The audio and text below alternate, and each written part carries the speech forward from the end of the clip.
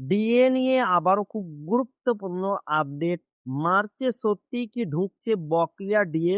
রাজ্য সরকারি কর্মীদের মহার্ঘ ভাতা নিয়ে বড় আপডেট।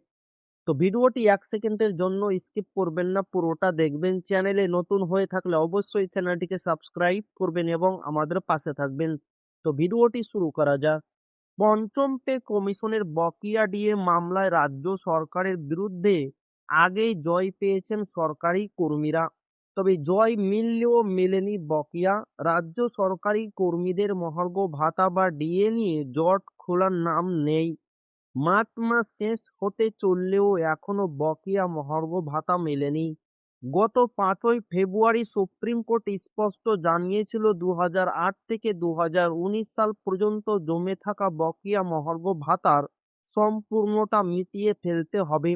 সম্প্রতি রাজ্যের অর্থ দপ্তর নির্দেশিকা জারি করে জানিয়েছে ২০১৬ থেকে ২০১৯ সাল পর্যন্ত মোট ৪৮ মাসের বকেয়া ডিএ দেওয়া হবে। ২টি কিস্তিতে দেওয়া হবে বকেয়া। প্রথম কিস্তির টাকা চলতি বছরের মার্চ মাসে এবং দ্বিতীয় কিস্তির টাকা সেপ্টেম্বর মাসে দেওয়ার কথা বলা হয়েছিল সরকার তরফে।